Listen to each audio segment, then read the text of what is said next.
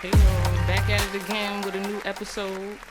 We still season 1 to Live and Die in New Jersey, but now we about to, switch, gears a little bit. Domestic violence series. Mm-hmm. And guess who came back? I think she like us a little bit. I don't know. Hey y'all. We got Danielle, the therapist, back in the building. Big therapist, by the way, big degree. Appreciate that. How you feeling today, Miss Danielle? I'm feeling good, and I like that, Danielle, the therapist. I feel like I need to get like a gold chain with that on. That's your you gotta trademark that. That's my trademark. Okay, thank you. I received that. Okay.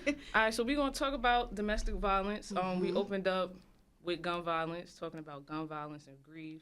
Our last conversation talked about a lot. We did. Suicide.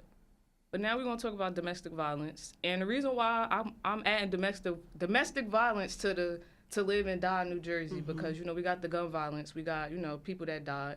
We also have people that survived this season as well. We have people that died from domestic violence, and then we have those survivors who will meet, this part of season 1.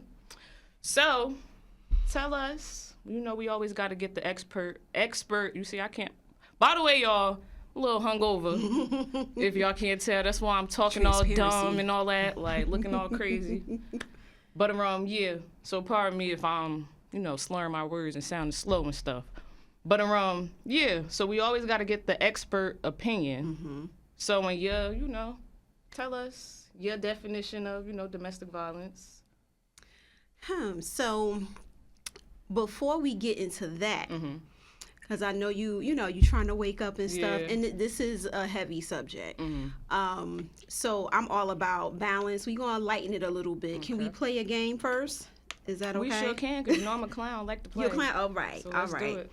So how are you with math and numbers? It depends. It depends? It depends. Like, I was never good with the equations. I dropped my top. Never good with equations. I don't understand why we even had to do that in school. I never used that in my life as an adult. So, but I'm pretty good with numbers for the most part. Okay. We're going to find out today. We're going to find out. And the good thing is no equations, anything like that. Good, because I was going to flunk.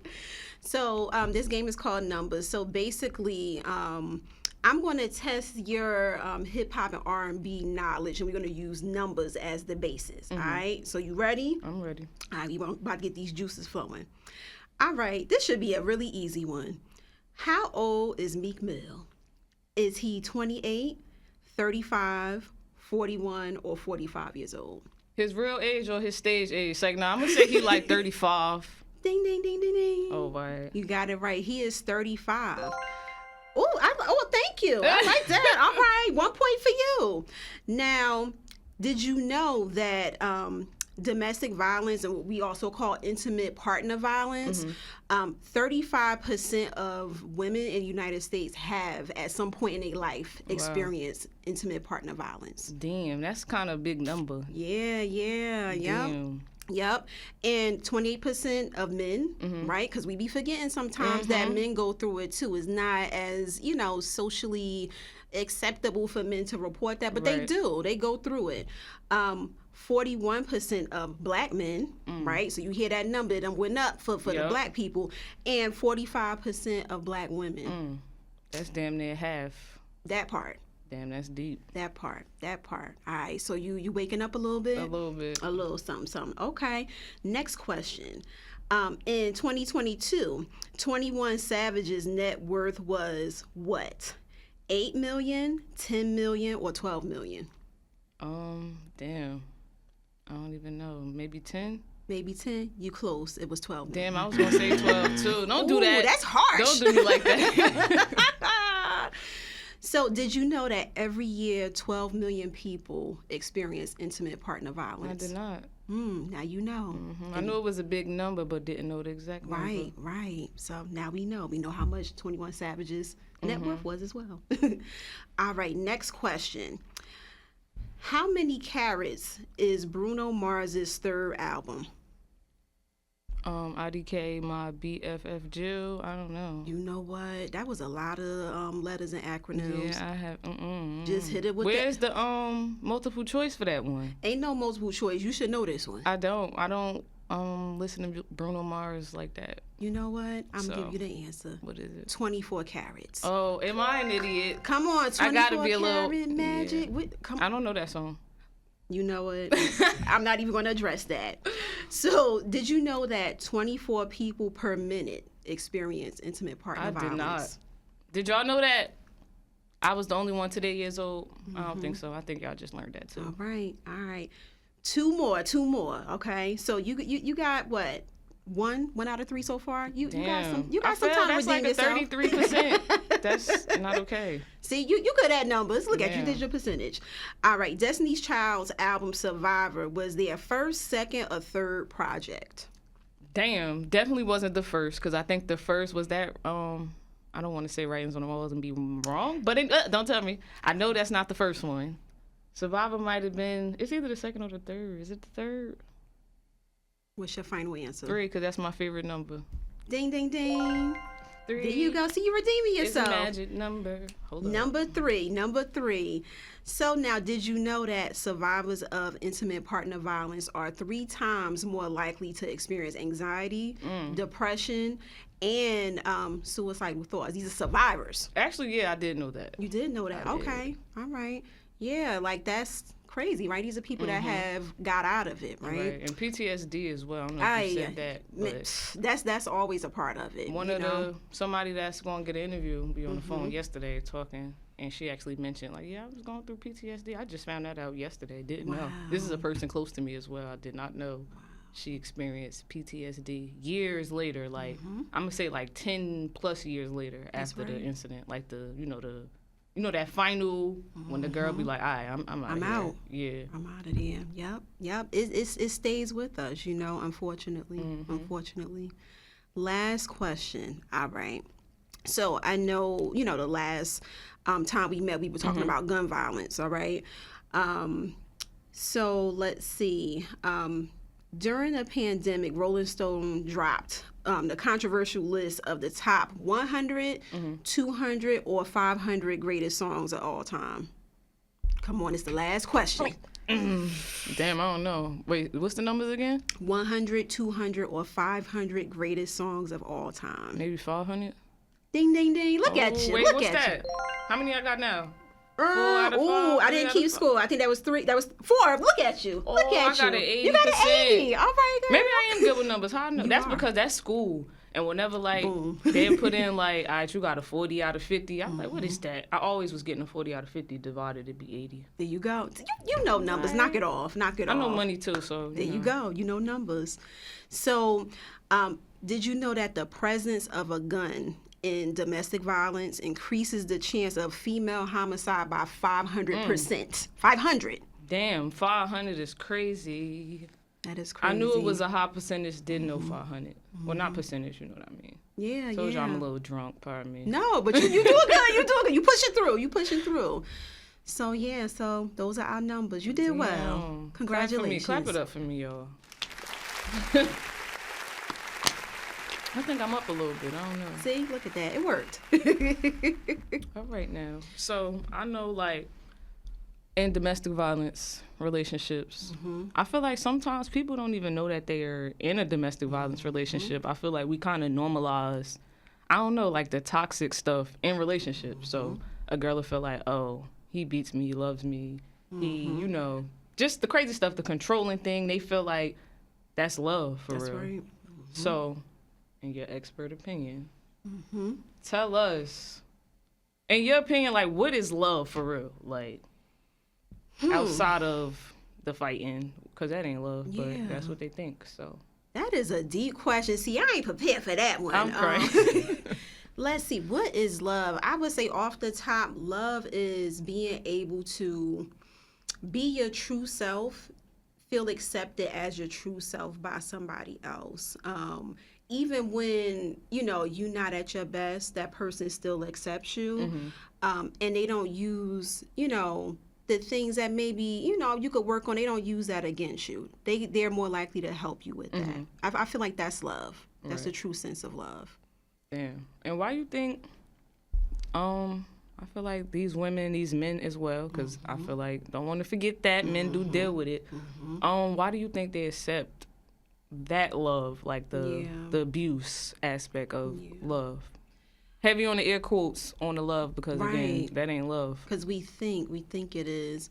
You know, I think that what happens is, one, with domestic violence, you know, it's not always obvious, right? Like, it can creep up over time. You know, it doesn't necessarily start off as like, you know, somebody just out the box putting their hands on you. It could start off like that, but it kind of, you know, it's like that little avalanche snowball, you know, like from cartoons back in the day. It starts off small, and as time goes on, it gets bigger and bigger. So it may start off as a person, you know, calling you, you know, every day, which is not necessarily a red flag. It might be, you know, a little yellowish, but what happens is you start to see an increase in that person wanting you to have less independence. They want to have more control, and it's ultimately about that and about power. So it becomes, now you can only talk on the phone, you know, from this time or that time, or I'm going to take your phone, you know, those kind of things. And as it can escalate to now physical violence or, you know, emotional abuse and things like that. Why, you know, some people, I don't even want to use the words end up, because, you know, I want to take away that sense of like, you know, some people ask for it or it's their fault. I feel like I don't care what nobody do. Like, nobody deserves to be abused, period. But, you know, for many people, upbringing, like I can't stress that enough, how much like our upbringing affects the decisions that we make as adults. I just literally had a workshop the other day about healing childhood wounds and your inner child. Like that is a lot of times the person who is driving like our life. So if you've, you know, witnessed domestic violence in your life, if you've, you know, been, you know, abused in your life, and it don't even have to be necessarily domestic violence. It could be any kind of violence or any type of lack of safety. It can open our boundaries up to what we're going to accept. Now, some people take that and they say, you know what? Nope, that's not going to be me. Like, I'm never going to experience that. And they, you know, use that as a way to strengthen themselves and look out for that. But not everybody, you know, does. So. So can you run down some red flags of domestic violence relationships? Like how to know, or if you're watching this and you're kind of wondering like, yo, am I in a domestic violence relationship? These are some of the red flags right here that you can kind of go off. Definitely at the top of the list is that, you know, control factor. Somebody trying to control your movements, controlling who you're around, who you're talking to, the things you're saying, like just nitpicking things that, one, are just you, or, you know, little things, and can, like I said, escalate to, you know, bigger things like isolating you from the people, you know, that you love. A person that is going to, you know, they're constantly like disregarding your boundaries. If, you know, this person knows that, you know, you don't like a certain dish or something, like, and they just keep pushing that on you. Up front, like, that's not, you know, violence or anything like that. But that is a red flag. Like, yo, this person is not respecting, like, what I'm saying. So whether or not it's going to turn into domestic violence, that's a red flag, period, in any relationship, if a person is not, you know, respecting what your boundaries are. So... I got another deep one for you. Oh, shoot. So you kind of, like, before we just talked about red flags, right? You mentioned inner child, right? Might be some people that don't know what that is, right? So you can tell us what that is, and then also kind of tell us how to kind of heal that inner child. Wow, absolutely, absolutely. The inner child is, like, your consciousness that represents, like, all your experiences that you have had, you know, in your childhood. So it can be actual, you know, me and you playing together, memories and things like that. It can be feelings that you had as a child. It can be, you know, traumas that you've experienced, and not even just necessarily like abuse and things like that. It could be a natural disaster. We'd be surprised how we don't even think about stuff like that. It can be, you know, our experience in our community and our neighborhood, you know, whether, you know, I know we talked about that before, like growing up and just hearing gunshots and things like that. The things that pretty much, like our narrative about what our experience was when we were a child. Yeah. And how do you think a person could go about like healing that in a child? Definitely having, giving space for your inner child, like acknowledging your inner child. Might sound a little crazy. People might be like, "Oh, I'm be talking to myself." Yeah. I mean, you could talk to yourself in that way. Answer yourself that back. part. It does not mean that you got a diagnosis or anything like that, but acknowledging that, you do have that. Like, as we grow up, I don't know where it come from, we get this message that we got to leave all our childhood stuff behind, and we got to be grown and angry and serious and stuff like that. And, we kind of lose that part of ourselves. Everybody was a child. Ain't nobody that I know of skipped that part of their life. So that is that's the foundation of who we are as people. Healing that, like I said, one, acknowledging, asking your inner child, what is it that you need, right? Because it needs something. When it start acting up, it's saying like, yo, like, I want something from you. So do I need safety? Do I need love? Do I need to feel like I'm getting like attention? Like, do I need that toy, right? It needs something, and really, sitting with that and being like, all right, how am I going to manage that now as an adult in an adult way, so that my childhood self doesn't take over and now I'm in a whole mess. Right. So. So do you get any any clients of yours that deal with domestic violence at all, or do you not like work with those people? Okay. No, I do. So when you do work with them, remember how I said like my therapist, she'll provide like, I don't know, worksheets or send me different videos. What do you do to help your clients through DV situations when they come to you? First and foremost, I always make sure that they're safe. Like, nothing else matters. Like, no processing and none of that stuff matters. If they are not safe, that's our basic need. You cannot do anything. So I always ask a person, if they feel safe. If they don't feel safe, I link them to resources. I always say, if you are in imminent danger, call 911 if you can. Like, if you safely can do that. Again, like I said, give them resources. I know there is a domestic violence website that I found. I believe it's called like thehotline.com. And it's a national agency. They have their website, but they also have a way where you could just send them a text message. And a lot of the hotlines are doing that now.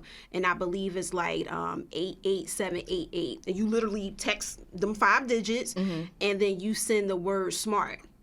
And somebody will text you back, kind of like, hey, like, are you okay? What's going on? And, they can help you find resources in your area.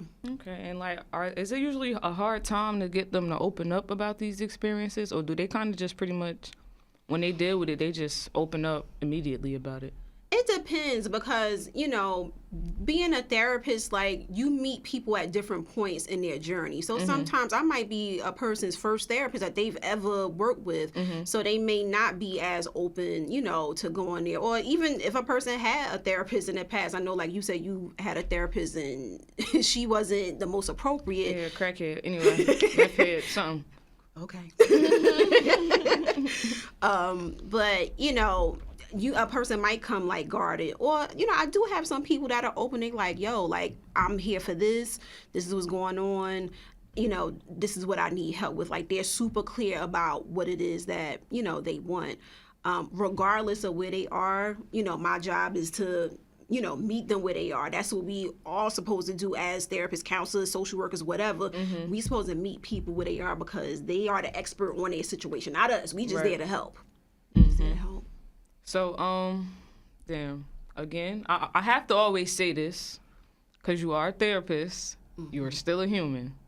So, when you do hear these stories, they do open up, express these things to you.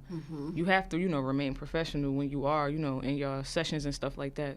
But, like, after, do any of these situations affect you? Like, do you think, like, damn, that girl really, like, certain things that they might share with you that they're going through, like, does it ever affect you at all? Absolutely. I would be lying if I said that it didn't, Like you said, these are, I'm a human being, but they are human beings as well. And this is real life. We log off our session, but they still got to live their life after that. So, I do, have times when I, am thinking about what, a person might be going through at home, or, being honest, feeling like a little worried.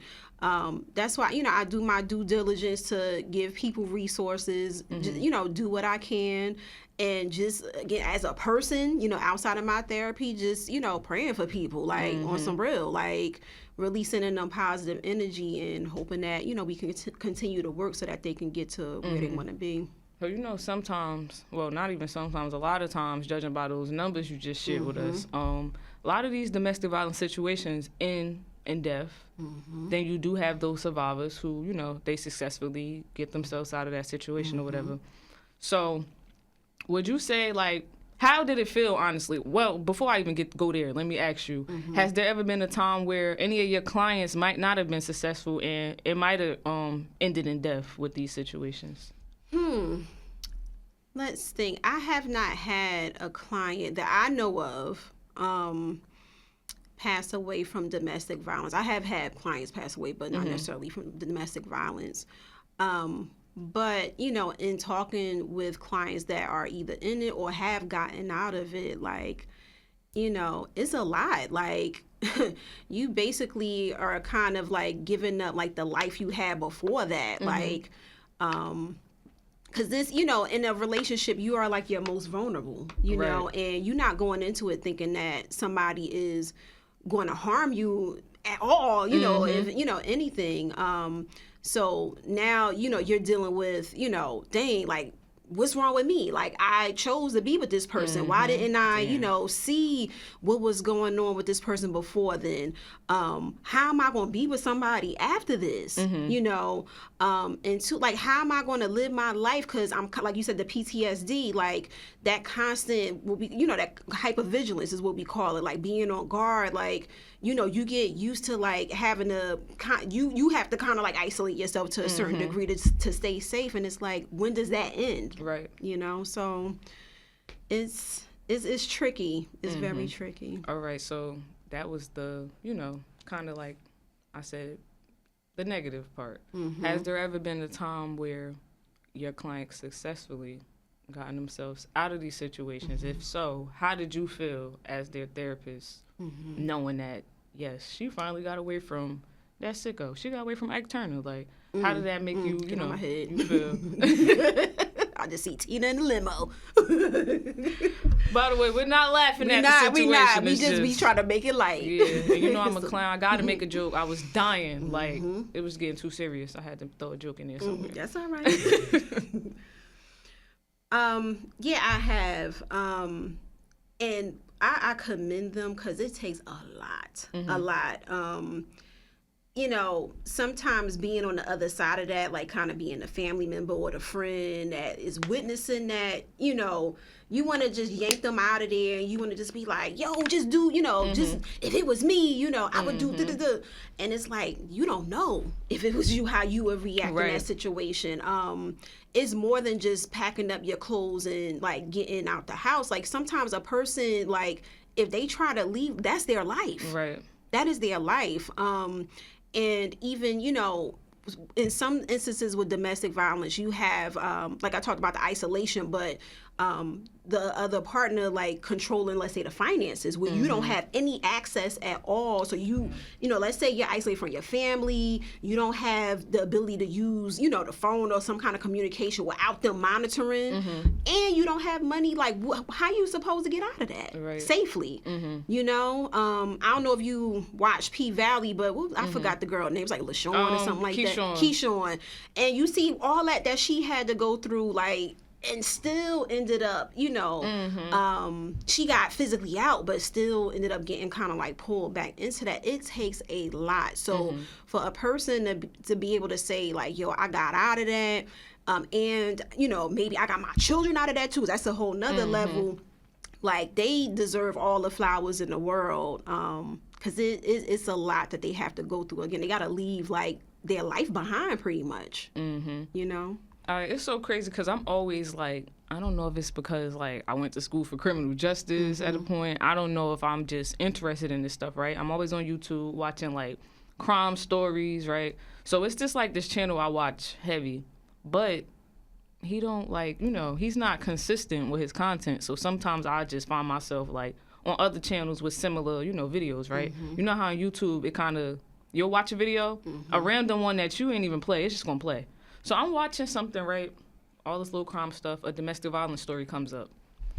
I didn't read the title at first. It just played. I started watching it. It was getting a little juicy, so I'm like just glued to it. So basically what happened, I think this is mad crazy. The girl was 17 years old. Her name was Tyciana Crawford. 17 years old, in high school. Her boyfriend at the time, don't know his name, don't care, like to even, talk about him for real. But he, they was in a domestic violence relationship. She decided, like, I'm going to leave him, whatever. The boy kills her. He's 17. He was 17 too, by the way. This happened like 2018. He kills her, right? Whatever. The cops looking for him and stuff like that. So now, 2 years later, 2020, her mother and her father, they find her both parents dead. Murder suicide. Guess who the shooter was? The mother, not the father. The mother killed the father, killed herself. Wow. She also had another daughter, because the daughter that died, had a little sister that was on all the news and stuff like that with them. She here by herself now. I don't know, like, any updates, like, after the parents died, but from that video, she killed, them. They found both dead. And I don't know if I'm sure it's a result of, what happened to her daughter. I don't know what kind of, stuff was going on in their relationship after that, but I keep talking about this. I tell everybody this story. I watched it like, I don't know, maybe Tuesday or something like that. I've been thinking about this story ever since, like, because I just think that's crazy. Usually we hear the man is the one. All the stories I ever heard in domestic violence when they ended in death, especially murder, suicides, it's usually a man killed the woman, kill herself. This is the first story I ever heard of where, the woman was the aggressor. Have you ever heard of any stories where either it was like a woman being the aggressor, woman that kind of was the reason behind the murder suicide, or was this the first time you heard this? This is the first time, like, just like it was my first time, like. Yeah, I haven't. That's my first time hearing about that story. Like that's like wow, but it's not. People, anybody can be in that position, right? Like we have this, preconceived notion that like it's always men and men aggressive and the testosterone and all that. But it's women too. And I would even gather that the statistics on men might not be accurate, because who's to say that, the men are really even reporting it? Right. Because what's really going to be done about that? But I have heard probably like more like in my personal life, like of situations where like men have been abused by like their female partners. And the sad thing about it is like people like usually joke about it and they're like, oh, you let this happen. It's like not even, because one, okay, if he decided that, he wanted to like retaliate, or if he was even that kind of person, like then what? You know what I'm saying? Like it's just a whole different string of events that will happen to him. And is he even going to be believed by if he, got the authorities or whoever involved? Are they even going to treat him with the same energy that they would treat, a woman? And, it shouldn't matter whether it's male, female, or, a person that doesn't even, identify with either of those genders. Like, it should be the same. It's just people-to-people violence, period. Period. Right. And even I was reading, when I was doing, like, my research on this in the LGBTQ plus community, they get it even worse. They, what I read is this consensus that domestic violence doesn't happen in their relationships. I don't know why, why they figure that. So they're even lower on the totem pole of people taking, those situations seriously. So it's honestly, not equal. I think that's where it's probably, the numbers is probably the highest for real. Because it's like, first of all, it's the same sex, right? Yeah. So it's like females and females gonna clash regardless. So they gonna fight. I ain't gonna say all relationships is like that, but for the most part, it's like they gonna go at it. Men too. It's two men in the house, whatever. Y'all gonna go at it. Like, so I know the number is way higher than what we actually know of. Going back to what I said about the teen who got killed by the boyfriend. I don't know if you remember, or I'm sure the people watching too, they might remember this story. I think it was 2013, Aquila Flood. She got killed, East Orange.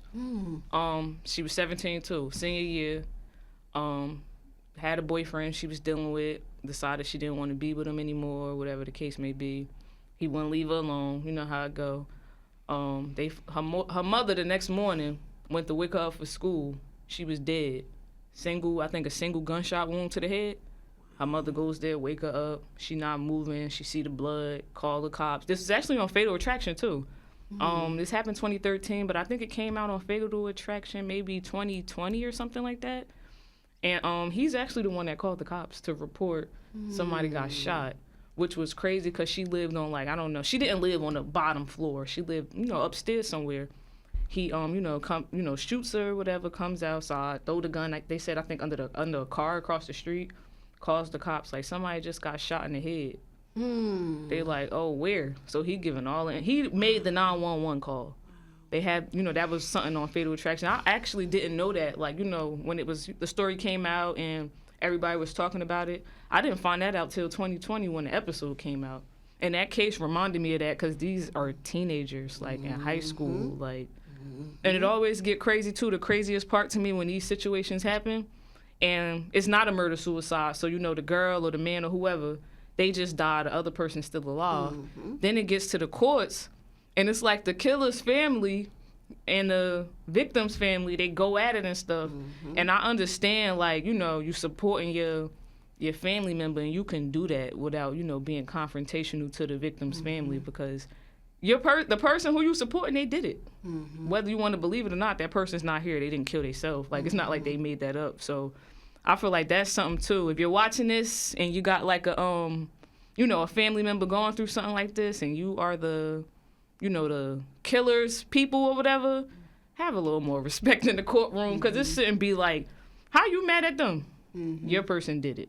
But, like, that honestly, that really stuck out to me because it reminded me of that case. And they gave this boy, the one with the girl whose parents killed themselves, the boy who killed her, they smoked him. They gave him like 55 years, 60 years or something like that. But with the Aquila situation, her killer got like something small, something like 24 years or something. Because he was little anyway. But New Jersey, and I think this happened in, I don't even know, I don't want to be wrong. It's another state though, it's not Jersey. So I guess, their laws might be different.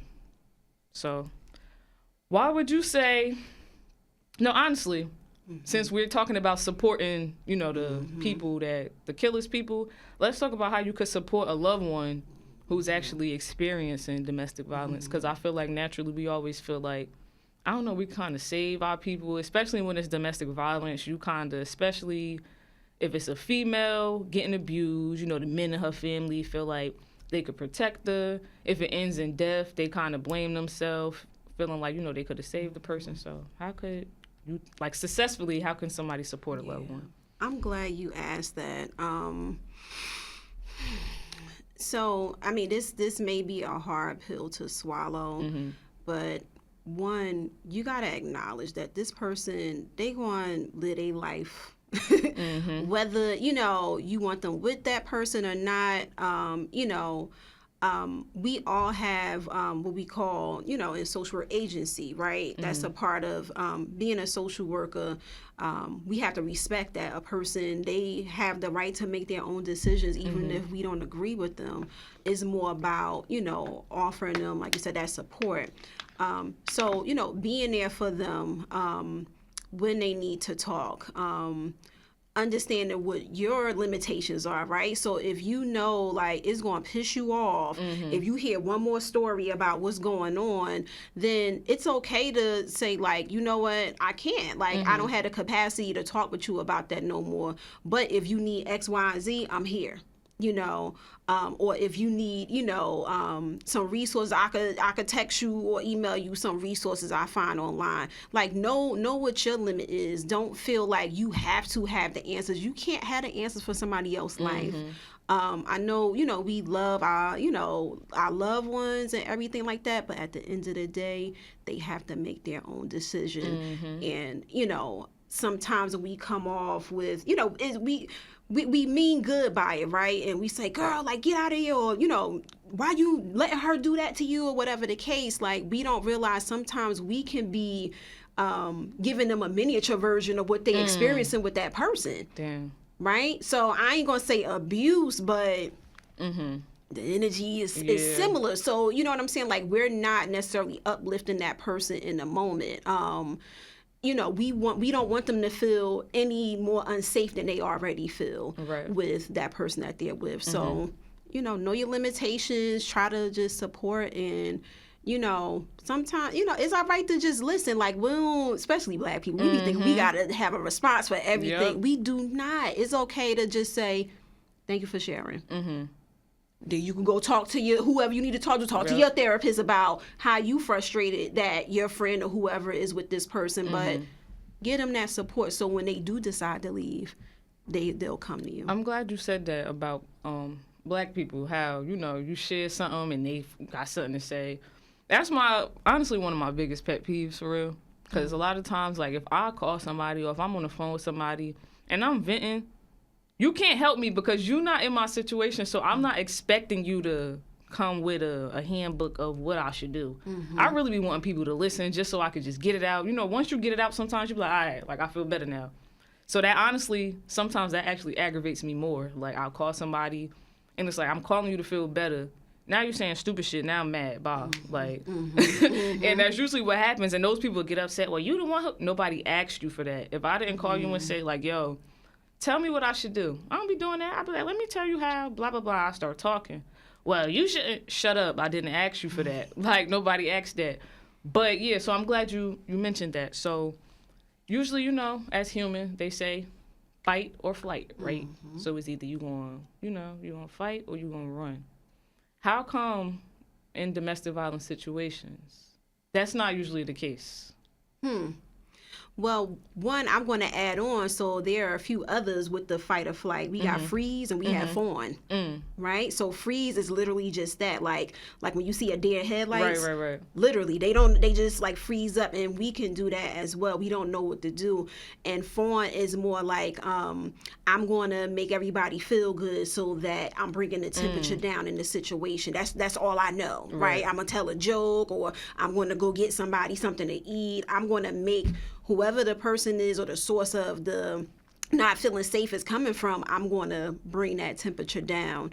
But, some people, they don't leave because at the end of the day, it's like fear. Like, that's like the main issue in these situations is fear. Fear of, whether it's fear of your life, your safety, your physical safety, fear that I'm going to leave and I'm not going to have nothing, right? If you coming from a situation where a person is controlling everything in the house, they constantly telling you ain't ish, like, you really start to think that, right? So you like, what is this going to look like if I leave? Like, I have no idea. Nobody's going to help me, So, it can be really hard for people to go. And sometimes people just, like I said, earlier, they literally cannot leave because their life depends on it. Their kids' life depends on it.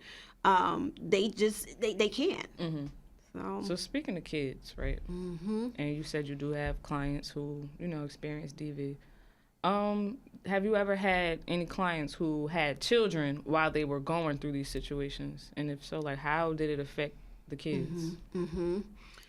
I mean, it definitely, affects the children, no matter how old they are. The children could not even be born yet, right? Because we have situations where women are pregnant, right, and going through it. Just being, in a house full of tension, regardless of what it is, it sets the stage for how a child is going to see the world. Like we talked about the inner child earlier. So if you're raised in a situation where you constantly on edge, you trying to worry about, okay, we don't want to make this person upset because they're going to start wilding out, or they're going to hit, or even maybe I gotta be, I gotta save, my other parent, from the one parent. That's a tricky situation for a kid because one, you're not safe, and two, you're kind of almost like forced to pick a parent, which we are not supposed to have to do, like, and you're forced to almost become a little adult in this situation. So it's definitely another layer of challenges, when you have kids involved, and even the language that you use with them, like, are you saying like, oh, if daddy hits me, go in your room, being able to say that to them, like, without making them feel like you're making them choose a side, but also right. So they can be safe in the situation. So you know how we was talking about, I didn't forgot what I was about to say that fast. It's all good. Damn, I gotta stop smoking, y'all. It's all good. I be forgetting stuff. Damn, it was based. Oh, like, all right, the children, right? So we spoke about the whole inner child thing, right? And normally, that's something that comes like when you're kind of adult, whatever, and you kind of looking back, whatever. So like the kids now, that's kids now in these situations with their parents, right? Is it too late to save them now so that way, by the time they are adults, they don't got to like worry about healing that inner child? Like, you think it's saving for them as kids, or would they end up like the rest of us working on healing that inner child? Because I feel like a lot of us, especially back then, 90s and stuff like that, nobody going to therapy, if we being honest. Like, this is true. This is true. Again, we can't control, how people are going to take situations, how children are going to like commit that to their memory. But what we can do is set them up for success and set them up for, if they do have a time where they feel like that is something that they want to explore. If it's bothering them, they know that they can come to you and they can receive that support. That is not like a taboo subject. We talk about secrets in families and stuff like that. Like, you do see in some DV situations where you would never know that is happening. You would think there's a perfect family, everybody look good, they face greased up, everybody good, Right.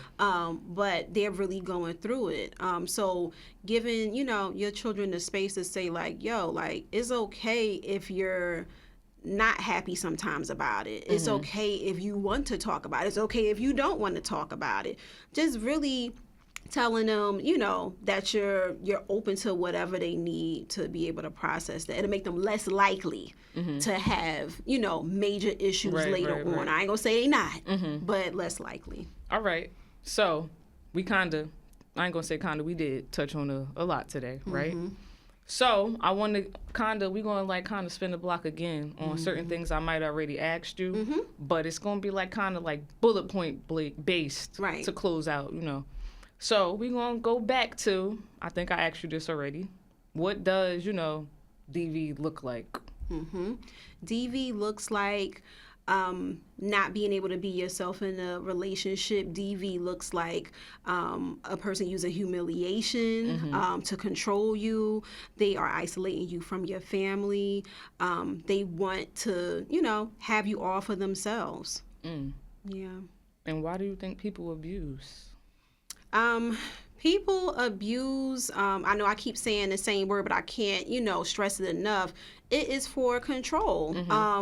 And that could go back to, maybe at some point in their life not feeling like they had control over something that they went through. They could also be survivors of domestic violence themselves. They could have grown up in a household that had it. They could have grown up in a household that didn't have domestic violence, but maybe other forms of violence. They could have been abused. It's a multitude of reasons, but at the end of the day, it comes down to building yourself up by dimming somebody else. Right. And why is that so common though? Like, a man or a woman can experience, like, let's say their parents experience domestic violence in the household.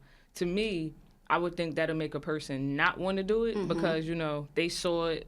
So that might happen. That might be the case with some people. But then, those same people that experienced this as a kid, their mom went through it, their dad went through it or whatever, they end up doing it. Yep. And why do you think that might be? As much control as we feel like we have, like when we grow up and it's like, I'm going to, live my life, our, the things that we see and experience is encoded in us, right? So that's, how you can see, like, let's say a successful Black woman, right? She doing her thing, multiple degrees, but then she keep picking dudes that ain't ish. You know what I'm saying? You like, girl, you smart, what's going on? Because deep down inside, that is what is acceptable for her, whether she's doing it consciously or not. Is within us, and until we like directly address like what one is our attachment style, the way we relate to other people, right? Like, am I a person that, like you were saying earlier, like my partner going off and I'm like, oh, he loved me because he wilding out. Like, what makes you say like that's love? Like, what? That's crazy. Like, for real. And it's so common, yo. It really is, especially in this generation today. Like, I feel like now domestic violence is really normalized. Like, it really is in this until it comes to like, oh my God, he's pulling guns. Like, until it escalates to that, that's when they realize, like, I gotta get the fuck out of here. Right. But they'll put up with it for so long, and then some of them feel like, they fight back. Sometimes they might initiate the altercation, so they're not thinking, oh, I'm in a DV situation. Like, we just fight. Right. That's crazy. Like, we just fight is sick. Like, that's not even normal. But I feel like in this generation, it's normalized, for real. And can I just add on to that real quick with this generation? Like you said, they, people might look at it and say, it's not domestic violence unless a person put their hands on me. That is so wrong. Like, it could be emotional abuse. Nowadays, people can have intimate partner violence through technology. So if somebody's stalking you, they going in on you, internet bullying, cyberbullying and stuff like that. Like, that is for real. Like, that is the means how we communicate, through our phone. So you can be harassed, you can be, have somebody demeaning you and trying to control you through technology as well. So it's not always like, oh, they hit me, there you go. No, it probably happened way before that. Right. We just, didn't look at it in that way. And this younger generation, like, it's happening younger and younger. High school, like you said, high school kids are, I think the statistic might have been somewhere around like in the 40s. 40% of high school students have like experienced some type of intimate partner violence. Like, they going through it. Why do you think that people stay? People stay because they feel like they don't have another viable alternative. That's the short of it. If they felt like they had another alternative where they can be safe and or they could be loved, or they can survive, they would be out. Like I said, people do stuff if they can do it. If you can't, you probably need some type of resource to help you with that. And what do you think kind of leads a person to decide to finally pack it up and be like, all right, I got to get out of here? Yeah. There are what they call the stages of change. And we go through these phases where we're not thinking about changing at all, leaving, and then we start thinking about it and planning it. So, it's a buildup. So sometimes it's about like, okay, I got my plan in place. Like, I know exactly what I'm going to do. And sometimes it might be, right in this moment, like, I got to go because maybe my life depends on it, or my children. Like, I got to be out of here. So, at the end of the day, I think it comes down to survival, surviving physically and emotionally. All right, this is kind of like one of those ones that's about to have you like, damn. Like, oh, shoot. So I know how common it is when, women experience domestic violence, right? A man could just finish whooping their ass and then right after rape them, right? I know a lot of people don't think that your boyfriend or your girlfriend can rape you, and they can. Why do you think, I know that's it is a control thing, but what about, like, I don't understand that. If you can enlighten me, if you understand it, because I don't get that. Consent, period. Like, I think sometimes we feel like because we in a relationship with somebody, you don't need consent. Yes, you do. That person's body does not belong to you. I don't care how much y'all in love. Y'all be having matching outfits or drinking off the same cup, whatever. That is their body. You have to ask somebody's permission and get their consent. When it comes to anything, So I think, we learn over time, and we see, whether it's in our family, whether it's in the media, you see in movies, like somebody grabs somebody and they just start kissing. No, absolutely. Don't grab me. Don't grab me. No, like, what's happening, So these things are normalized, but just because it's normalized don't mean that it's right. And I think that, that's a part of the problem. We see it so much that we think that it's okay. It ain't. You got to ask somebody permission. Right. And how can we, well, not we, but those people who are experiencing, DV, how can they like incorporate therapy to kind of help themselves?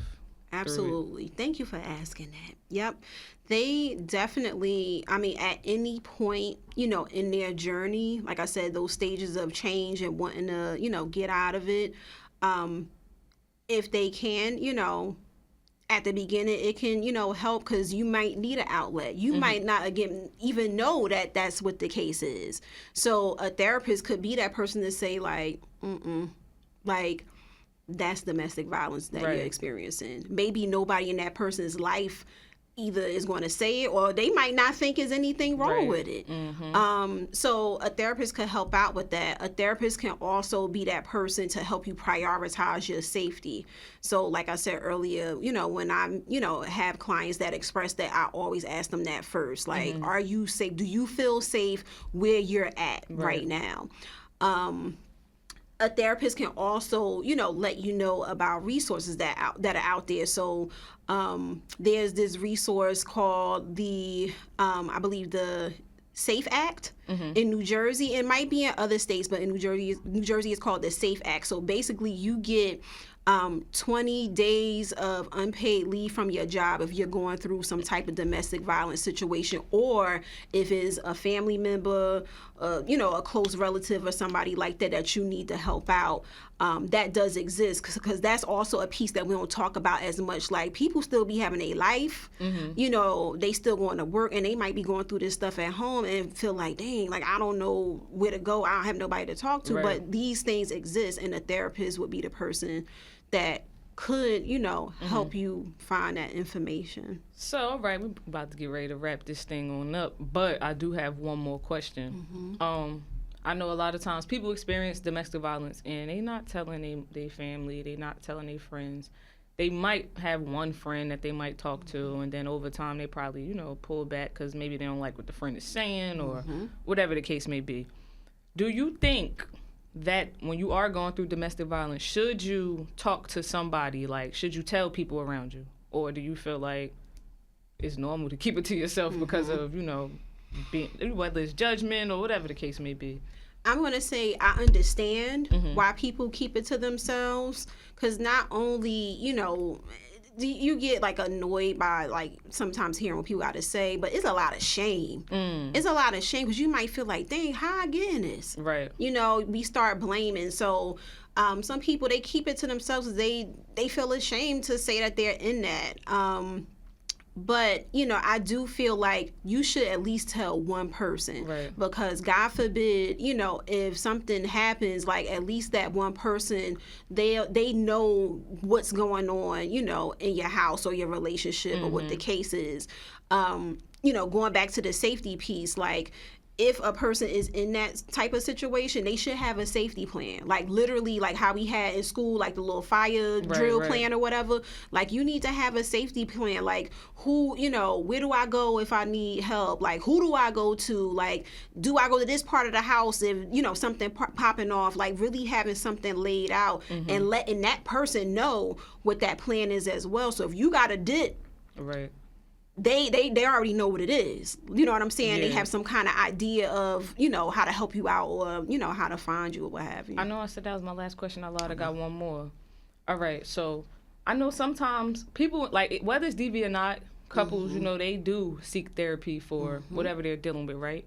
Do you think if a couple was going through domestic violence in their relationship and they went to therapy, do you think that will help, or do you think that person, that victim, still need to get away from that person?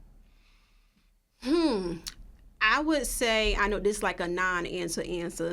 It depends on the couple. It would have to, one, again, safety. I just keep saying that, like, because that's, what I'm stressing.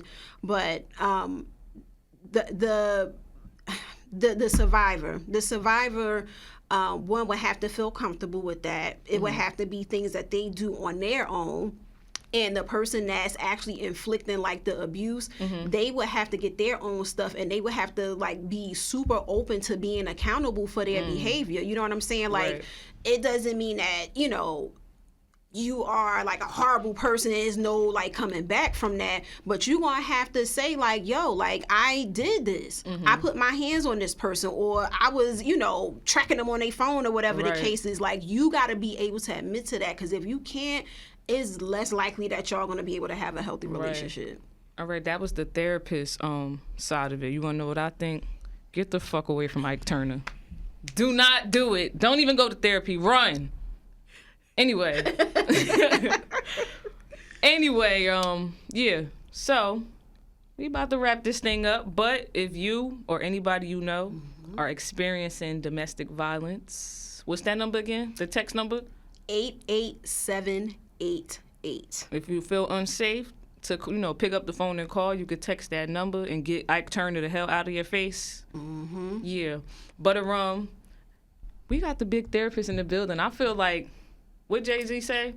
He said a lot. No, I'm like, not Jay-Z. Lil Wayne, he said, I feel colossal. Not in the size of, like, the weight, but that's how I feel, because I got Danielle in the building again. 2 times. You gonna come back again? I'm gonna come back again. 3 times. I like it here. 3 4 times. 4 times. Every season she's gonna be back in the building. But again, right. Danielle, thank you for coming through, dropping gems on us. I woke up a little bit. Water brought me back to life. There you go. Still a little smidge though. You see, I'm still talking crazy, but that's cool right. though. But you pushing through and you doing God's work. You helping the people, even with a hangover. Thank you. And we just gave y'all a good amount of little. I think I got charged for this episode. We gave y'all a lot. But anyway, that's neither here nor there. Slim Spirit Wicks on YouTube. Like, comment, subscribe. Oh, I sound like a YouTuber. You are. Don't say I sound like Claim Nah, but you know how they be. Like, I'm a podcaster. People be on YouTube, like, really, like, that's right. What challenges. They say, click this, click the bell, and all that. I don't know if it's going to be right here or not. Give us a bell, Marv. Yeah, there you go. That way. But anyway, again, thank you for coming through. No problem. Holding us down. This was actually your episode for real. You held it down today, afternoon, whatever the hell. I don't even know what time it is. Hey. But that's cool. Y'all ain't going to see it till 7 p.m. anyway. That's right. So, night, like I said. But again, see y'all next week for a new episode.